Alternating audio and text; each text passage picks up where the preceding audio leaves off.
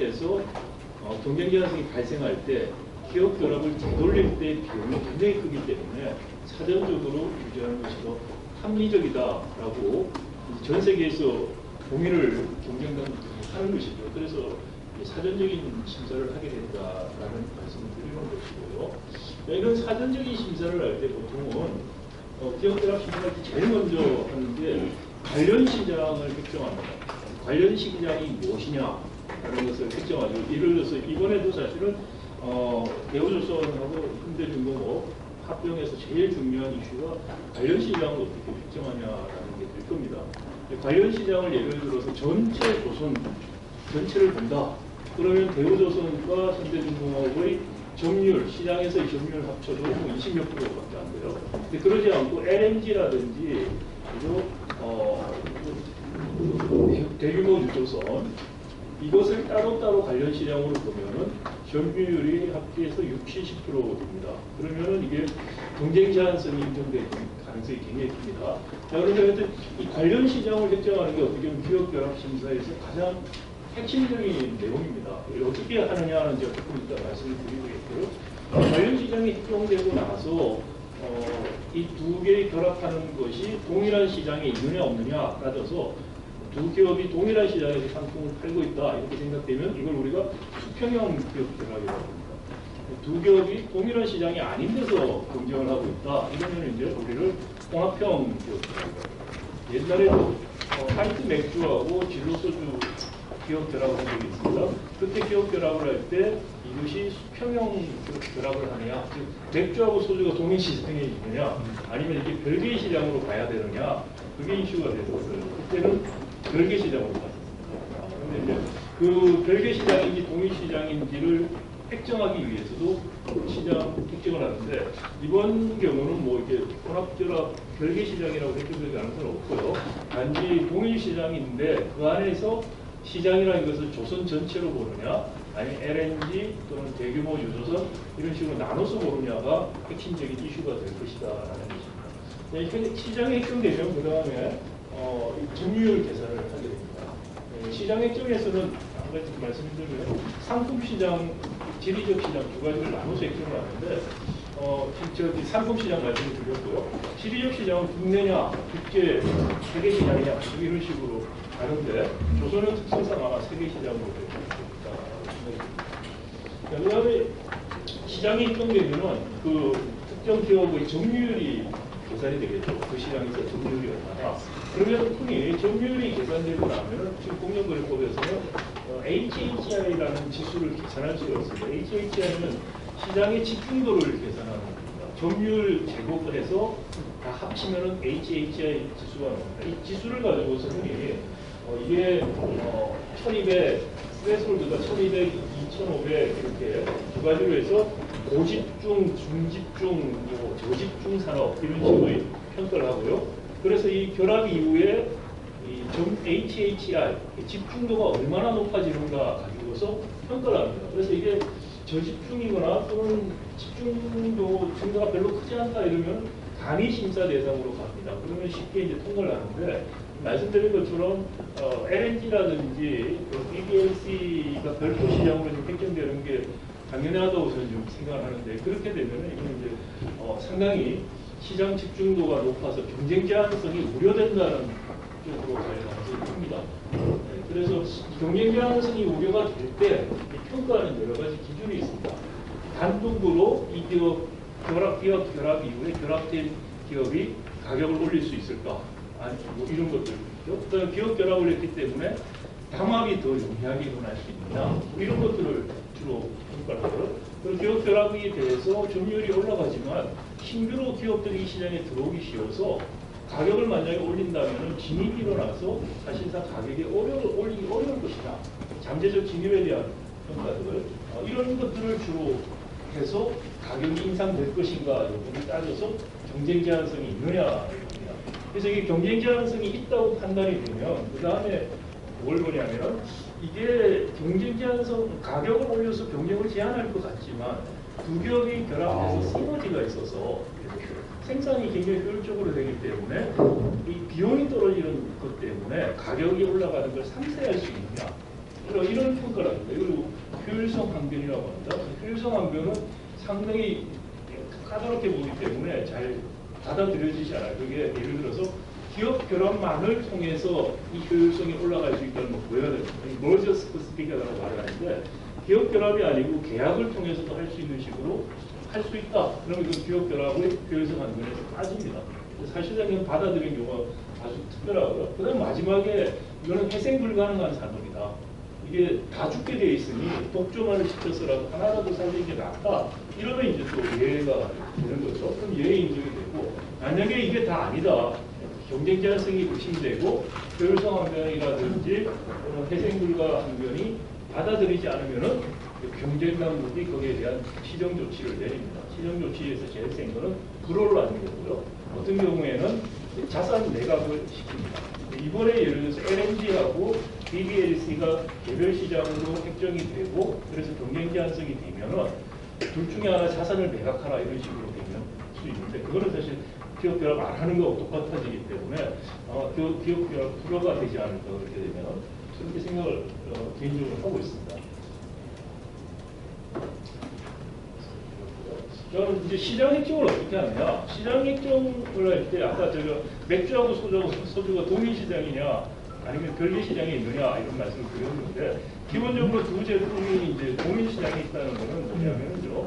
이 두 제품이 상당히 가까운 대체제라서 한 제품 값이 올라갈 때 소비자들이 가격이 안 올라가는 제품으로 스위치를 하는 거죠. 스위치를 해서 가격 인상을 억제할 만큼 그 정도의 대체성이 있느냐. 그 기준을 가지고서 가격을 올렸을 때 가상적 독점 기업이 이윤을 올릴 수 있느냐 이런 조금 더 테크니컬한 이야기인데요. 그런 기준을 가지고서 평가를 하게 되어 있습니다. 그게 이제 우리가 이제 스닙 테스트라고 테스트를 전형적으로 씁니다. 그래서 작지만 의미 있는 가격 인상을 아주 긴 기간 동안에 할 때 이것을 통해서 가상적인 독점 기업이 이윤을 증가시킬 수 있느냐 이걸 이제 테스트하게 되죠. 그래서 이거 테스트할 때는 뭐 서베이 같은 거에서 하기도 하고 실제 자료 가지고 하기도 합니다. 이게 하나의 방식이고요. 또 하나 방식은 공급 측면에서의 대체 가능성에 대해서 하는 것입니다. 예를 들어서 LNG 뭐 걸프를 만드는 회사가 쉽게 LNG 만드는 걸로 옮길 수 있다. 예를 들어서 그런 뭐 기술이라든지 장비에서 장벽이 별로 없어서 빨리 갈 수 있다. 그러면 이게 이제 크게 시장에 획정이 됩니다. 그러니까 이거는 사실 시장 획정을 위해서는 경제학적인 거 그리고 기술적인 측면을 다 봐야만 동일 시장이 무엇인가가 나옵니다. 아마 이게 저는 가장 기업 결합 심사에서 핵심적인 내용이 될 것이다라고 생각이 되고요. 아마 우리 공정거래위원회는 가능하면은 조선산업 전체가 하나의 시장이라고 획정을 해서 통과시키려고 할 가능성이 큽니다. 이걸 별개 시장으로 획정한 다음에 경쟁 제한성이 없다고 이야기하는 건 거의 불가능해 보입니다. 이 사회에서. 그런데 상식적으로 이걸 별개 시장으로 볼크하고 뭐 LNG하고 BBLC를 동일 시장으로 본다는 게 이게 상식적으로 지금 가능한 이야기 같지 않은데 이건 조금 말씀드린 것처럼 수요 측면에서 대체성은 별로 없어 보입니다. 그런데 이제 공급 측면에서 어떤가는 기술적인 측면이기 때문에 거기에 대한 이제 논리가 어떻게 작동될지 봐야 될 부분이라고 생각이 들고요. 그리고 이제 구체적으로 테스트하는 여러 가지 이야기 말씀드렸고, 그리고 이제 미국에서는 2010년에 머저 가이드라인이 나오면서 전형적으로 이렇게 테스트하는 게 미국에서 86년에 머저 가이드라인 이후에 전 세계에서 다 쓰고 있습니다. 근데 2010년에 단독행위, 혼자서 가격을 올릴 수 있는 것에 대한 테스트를 하는 방식으로 새로운 개념을 하나 내놓습니다.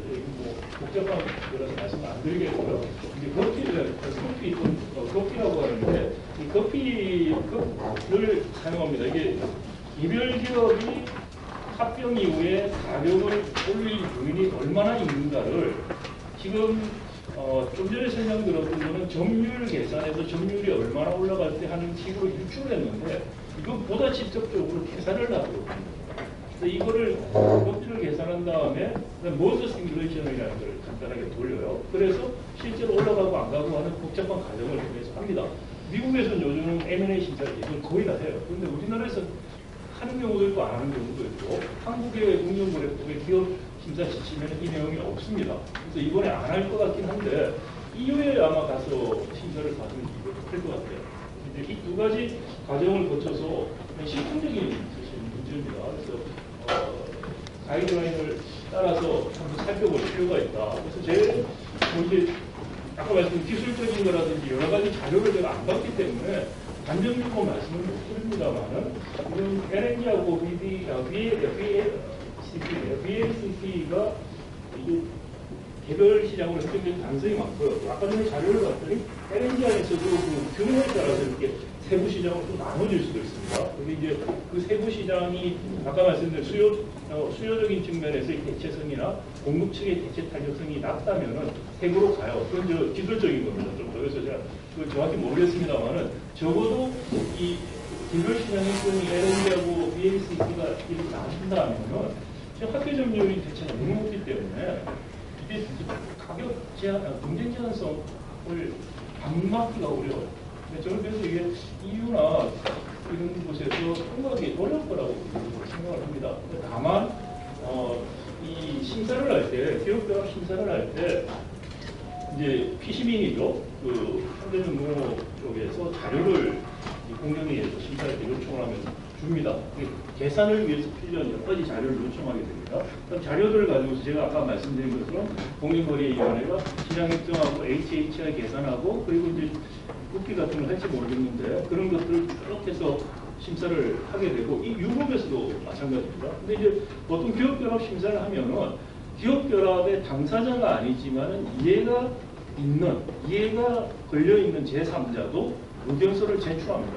국민거래위원회에. 그래서 의견서들을 많이 제출하면서 그 나름대로 이런 순서에 따라서 분석한 것들을 자료를 제출해서 하는데 이번에 공정거래위원회에서 아마 얼마나 빨리 할지 모르겠어요. 7월 1일 날 이거를 신고를 했고 통상 한 달, 그 다음에 변경할 수 있는데 속전속결로 끝내도록 한다고 생각을 해요. 그러면은 지금 공정거래위원회 이거 지금